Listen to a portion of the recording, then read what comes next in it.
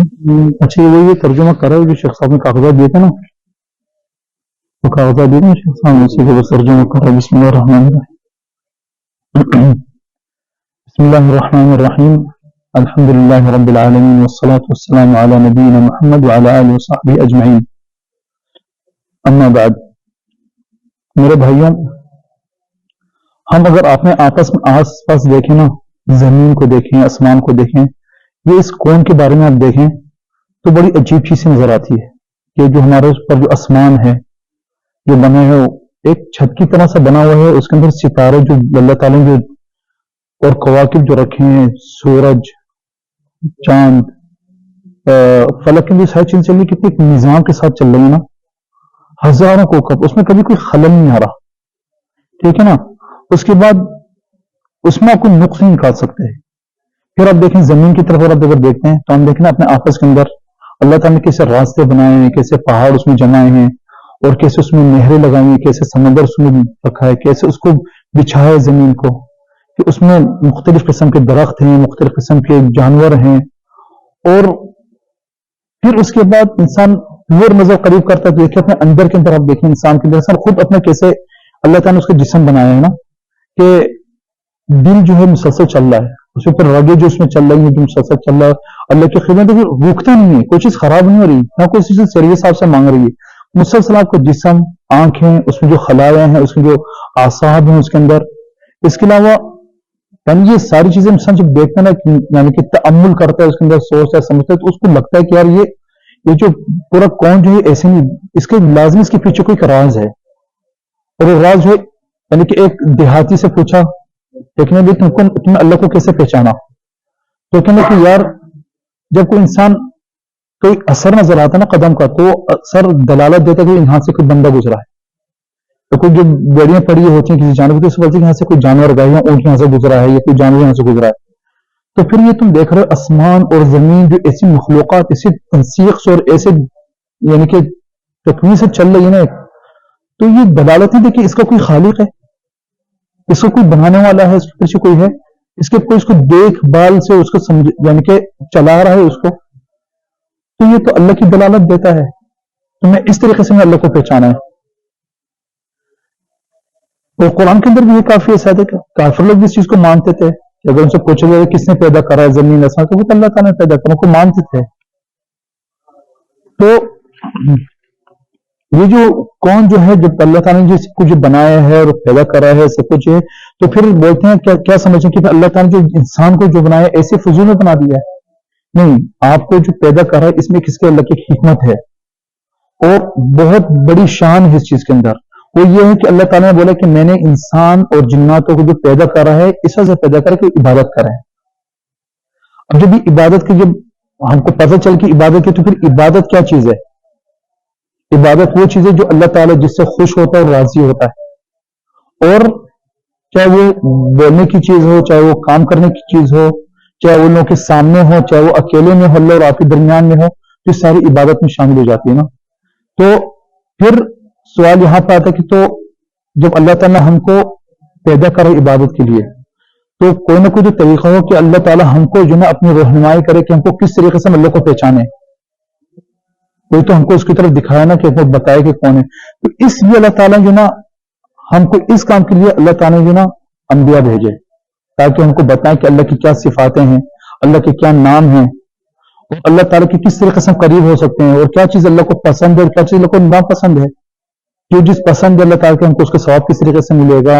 کوئی ایسا تو نہیں کہ کوئی ناپسند اللہ کو پسند ناپسند ہے اور ہم کو پھر اس کے لیے گناہ ملے اور اس پر عذابوں کو ملے. تو اس وجہ سے اللہ تعالیٰ نے پھر ہمارے اوپر رحم کرا اور پھر ہم کو انبیاء اور رسول بھیجے، تاکہ ہماری جو نا رہنمائی کرنے کے لیے، تاکہ ہم کو راستہ پتہ چلے اور اللہ کے بارے میں ہم کو بتائیں کہ اس کی کیا نام ہے، کیا اس کی صفات ہیں، کیا وہ پسند کرتا ہے، کیا پسند نہیں کرتا ہے، اور کیا اس کے حکم ہیں تاکہ ہم اس کی مانیں، اور کیا چیز اس کی چیز منع کرتے ہیں تاکہ ہم سے بچیں، اور پھر اس کی عبادت کریں صحیح طریقے سے جیسا وہ چاہتا ہے، تاکہ پھر اس کا ہم کو بدلہ دے، اچھائی کا اچھائی اور برائی کا برائی کا بدلہ دے. اور تاکہ ہر انسان کے پاس پھر کوئی یہ نہ ہو حجت کہ اللہ ہم کو تو پتہ نہیں تھا، اس نے کسی کو بھیجا نہیں کہ ہم کو کیسے پتہ چلتا ہے تیرے بارے میں. یہ حجت ختم ہو جائے. قیامت کے اندر اللہ تعالیٰ بولے گا تمہارے پاس میں نے نبی بھیجا تاکہ میری طرف تم کو بلائے، اب جب تم کو سب کچھ پتہ چل گیا اس کے باوجود پھر تمہارے پاس کوئی حجت نہیں رہے گی. تو یہ اللہ تعالیٰ کی حکمت ہے. پھر اللہ تعالیٰ کی حکمت یہ بھی کہ اللہ تعالیٰ نے جو انبیاء اور رسول جو بھیجے ہیں ان کو ہماری طرح انسان بنا کے بھیجا ہے. اور اگر وہ اب دیکھیں ہماری طرح انسان ہی تھے, کھاتے تھے پیتے تھے, ان کو بیماریاں بھی لگتی تھیں, ان سے غلطیاں بھی ہوتی تھیں, سب کچھ ہوتا تھا, اور مارکیٹوں میں بھی چلتے تھے.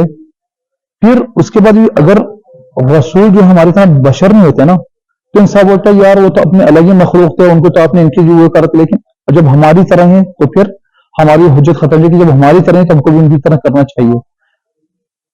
تو ہم پھر ان کی پیروی کریں, اور جو ہے جب ہماری اتباع ہماری طرح ہے تو پھر ہم کو آسانی بھی رہتی ہے, ہم لوگ کو یعنی کہ وہ ہماری جیسے ہی نہیں پھر وہ. تو اب انسان کی جو حاجت جو ہے پھر نبیوں کے لیے اتنی حاجت ہے کہ اس سے زیادہ یعنی کہ اتنی زیادہ حاجت کہ ہم اگر کھانے پینے کی حاجت جو ہے نا وہ کم ہے, اس کی حاجت زیادہ ہے کہ ہم اللہ کے نبی ہمارے پاس آئے اور ہم کو بتائیں کو کیا کرنا ہے. کیونکہ ہمارے اندر روح جو چل رہی ہے نا, جسم تو وہی کھانے پینے سے بڑھ رہا ہے, ایک روح جو ہے اس کی کامیابی کیسے ہوگی. روح کی جو تزکیت جو ہوتی ہے نا وہ اسی چیز کہ ہم اللہ کو پہچانے اور اس کی عبادت کریں. تو پھر یہ انبیاء اللہ تعالیٰ نے بھی بھیجے تاکہ ہم لوگ جو اپنی شریعت کے بارے میں بتائیں اور ہمارے روح کی جو غذائیت پوری کریں. تو یہ اللہ کی طرف سے ہمارے پر ایک رحمت تھی, یہ ایک ہمارے بہت بڑی رحمت اور ایک اس کا ایک نعمت ہے کہ ہمارے کو اس چیز کا جو اس چیز سے ہم کو نوازا. اچھا پھر جو ہے بتا رہے ہیں کہ نبوت اور رسالت جو نا اللہ تعالیٰ کے اختیار میں تھی, اللہ تعالیٰ نے خود منتخب کرا ہے لوگوں کو, ان بندیوں کو یا اپنے نبیوں کو اور رسولوں کو. ٹھیک ہے نا, قرآن کے اندر ہے اللہ یصطفی الملائکۃ رسلا الناس, اللہ تعالیٰ جو انتخاب کرتا ہے فرشتوں میں سے بھی اور بندوں میں سے بھی, انبیاء اور رسولوں کو بناتا ہے. ٹھیک ہے نا, سمیع بصیر, اور کسی بندے کو اور کسی مخلوق کو اللہ کے حکم کے اوپر اعتراض نہیں کرنا چاہیے.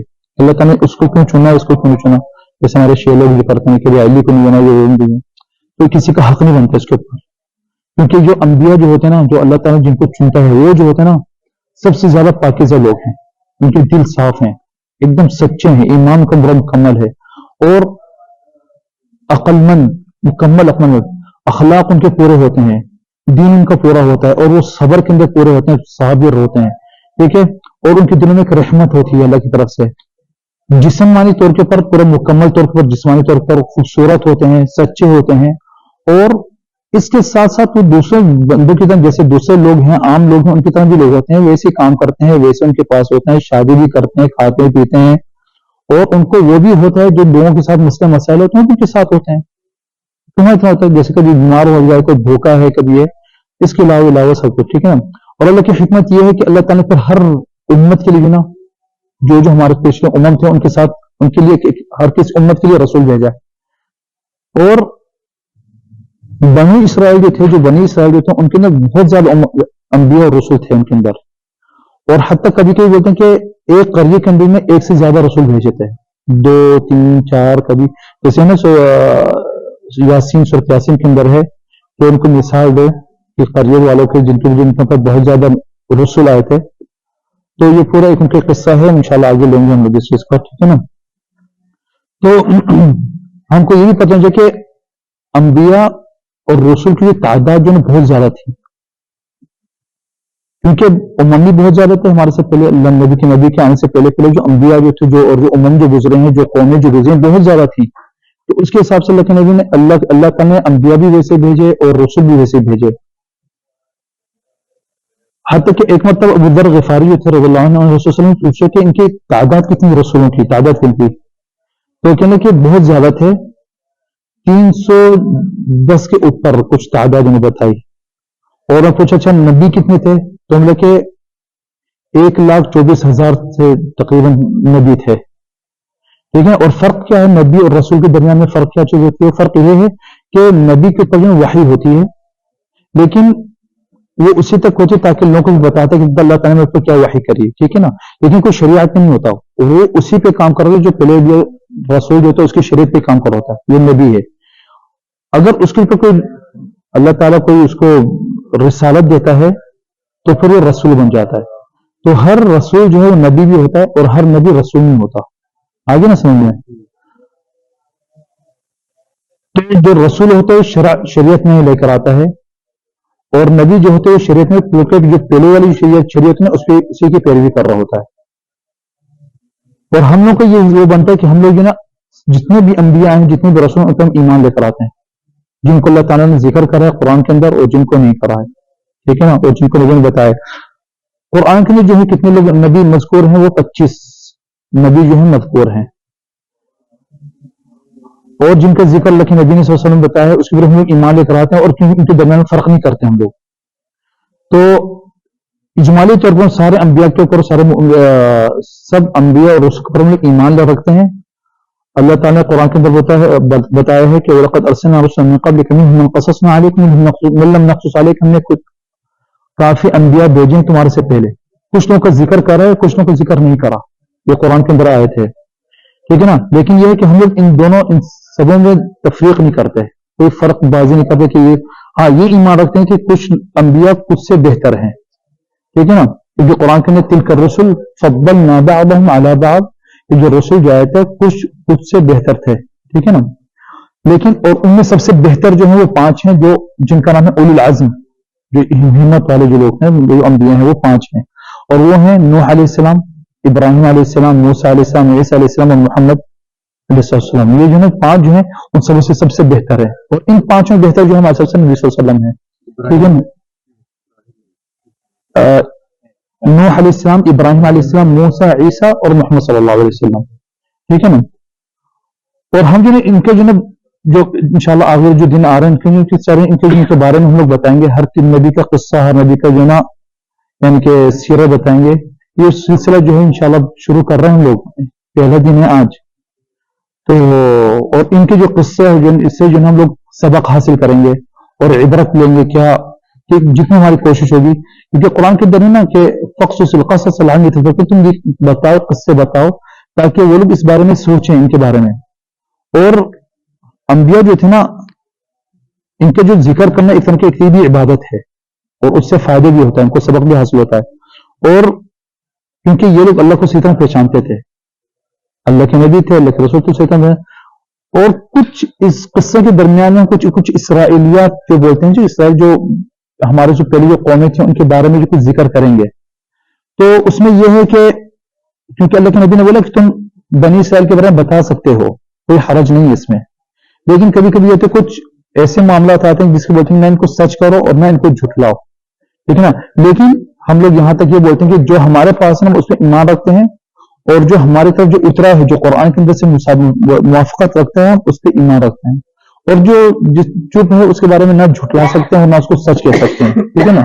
لیکن اس کے بارے میں ہمارا حکم یہ ہے لیکن چپ ہو جائے, تم نہ تو اس کو جھٹلانا, لیکن ہاں اگر موافقت رکھتا ہے ہمارے شریعت سے تو اس کو ہم لوگ سچ مانتے ہیں, ٹھیک ہے نا.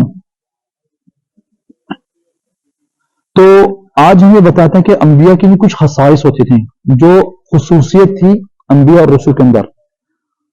ایک تو ان کے اوپر اللہ تعالیٰ نے ان کو اسپیشلٹی اس چیز کی دی ہے کہ ان کے اوپر وحی کرتی تھی, ٹھیک ہے نا. اور سارے جو انبیاء اور رسول تھے سارے جو مرد ہوتے تھے, عورتوں میں انبیاء اور رسول نہیں تھے, ٹھیک ہے نا, سارے مرد تھے. اور سارے آزاد نہیں کہ غلام بھی تھا, نہیں, سارے انبیاء اور رسول جو تھے سارے کے سارے مرد بھی تھے اور آزاد ہوتے تھے. اور وہ جو ہیں بڑے کبائر کے اندر سے معصوم ہیں, شرک سے یا بڑے گناہوں سے اللہ تعالیٰ کو جو ہے بچا کے رکھا ہے, معصوم ہیں. ہاں چھوٹے چھوٹے گناہ بھی ہو جاتے, لیکن یہ چھوٹے گناہ بھی ان سے ہو رہے ہیں تو فوراً توبت کرتے ہوئے استغفار زیادہ سے زیادہ کرتے تھے, ٹھیک ہے نا. تو وہ لوگ جو ہیں فوراً توبت کرتے, اور توبت کے بعد جو ہے پہلے سے بہتر ہو جاتے تھے وہ لوگ, ٹھیک ہے. ان کی خصوصیت تھی. اور ان کی ایک خصوصیت یہ بھی ہے کہ ان کی آنکھیں تو سوتی تھیں لیکن دل جو ہے مسلسل اللہ تعالیٰ کا ذکر کے اندر مشغول رہتا تھا. اور وہ لوگ جو ہے کبھی احتلام نہیں ہوتا, ان کو سوتے بھی ہیں تو ان کو کبھی احتلام نہیں ہوتا انبیاء اور رسول کو, ٹھیک ہے نا. اور ان کے لیے ہر نبی کی ایک دعوت ہوتی ہے جو اس کے لیے جو نا اللہ تعالیٰ نے خصوصیت رکھتی کہ وہ دعا اس کی مستجاب ہوگی, ٹھیک ہے نا. اللہ کے نبی کی بھی ایسی دعا تھی, ہر نبی ہر رسول کی دعوت ہوتی جو مستجاب ہوتی تھی کہ اللہ تعالیٰ اس کو بولتے تم ایک دعوت ہے کہ جب تم اس کو مانگو تو ہم جو فوراً تمہارے قبول کریں گے اس کو, ٹھیک ہے نا. اور اس کے علاوہ ان کے لیے خصوصیت یہ بھی تھی کہ جب موت کا ٹائم آتا تو اللہ تعالیٰ ان سے پوچھتا تھا, اللہ تعالیٰ نبی فرشتے سے ہوتا ان سے پوچھ لو, تو ان سے پوچھا جاتا تھا موت سے پہلے. اور جہاں ان کے فوت ہوتے تھے وہیں پہ ان کی قبر بنتی تھی, لیکن یہ نہیں کہ لیکن ناش کہیں اور جا رہے ہیں، جہاں پہ فوت ہوتے وہیں پہ ان کی قبر تھی. اور ایک خصوصیت یہ بھی کہ زمین جو ہے ان کا جسم نہیں کھاتی، ان کے جسم جو ان کا وہ ختم نہیں ہوتا، ویسے ہی رہتے ہیں. اور اس کے علاوہ ان کی جو وراثت مال جو ہوتی ہے، ان کی جو پیسہ ہوتا ہے وہ وراثت میں نہیں چلتا، وہ بلکہ صدقہ ہو جاتا ہے یعنی کہ مرن کے فوراً بعد ہی. اور قیامت کے دن ہر نبی کے اپنا ایک حوض ہوگا، جیسے وہ بولتے ہیں جسے خود کوثر ہمارے نبی صلی اللہ علیہ وسلم کے لیے، ایسے ہر نبی کا ایک حوض ہوگا جس کے لیے اس کی امت کو بلایا جائے گا. ٹھیک ہے نا.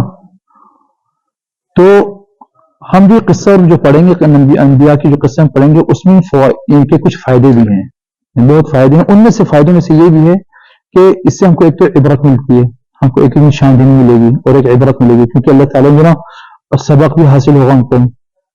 اس کے علاوہ اس سے جو نا ہم کو یعنی کہ دل کو ایک سکون ملے گا، ثابت بھی ہوگا، دل کو جو نا ایک ایمان تازہ ہوگا اور ہمارا ایمان پختہ بھی ہوگا. ٹھیک ہے نا. کیونکہ قرآن کے اندر کل نقص علیک من انباء الرسل ما نثبت به فؤادک، تاکہ تمہارے دل کو جو ہے ثابت کریں. اور انبیاء جو تھے جتنے سارے کے سارے آپس میں بھائی تھے. ٹھیک ہے نا. ان کا دین ایک تھا، شریعت ان کی مختلف ہوتی تھی لیکن دین ان کا ایک ہی تھا، وہ تھا اسلام. اور اللہ کی طرف سارے دعوت دیتے تھے. ٹھیک ہے نا. اور اس قصے کے اندر یہ بھی ہم کو فائدہ ہوا کہ ہم کو پتہ چلا کہ وہ لوگ کس طریقے سے اللہ کی طرف دعوت دیتے اور کیسے وہ اپنے قوموں کے اوپر صبر کرتے تھے. ان کے ساتھ جو دشمنی ہوتی تھی، ان کے ساتھ مصیبت، اس طریقے ان پر کس طریقے سے صبر کرا اور پھر ہم ان کی پیروی کریں. ٹھیک ہے نا. قرآن کے اندر اولئک الذین ھداھم اللہ ھدی اللہ فبھداھم مقتدی، اللہ تعالیٰ نے ان لوگوں کو ہدایت دی تھی تو تاکہ تم لوگ ان کی پیروی کرو اور ان کی ہدایت سے تم بھی فائدہ اٹھاؤ. اللہ سے دعا ہے کہ ہم کو توفیق دے کہ یہ جس سلسلہ میں شروع کر رہے ہیں اس کو انشاءاللہ پورا مکمل کریں اور ہم کو بہتر سننے کی توفیق عطا فرمائے اور بہتر اس کی پیروی کرنے کی توفیق عطا فرمائے. اللہ تعالیٰ سے دعا ہے کہ ہم کو اس چیز میں توفیق دے. وآخر دعوانا الحمد لله رب العالمين وصلى الله على نبينا محمد وعلى آله وصحبه أجمعين.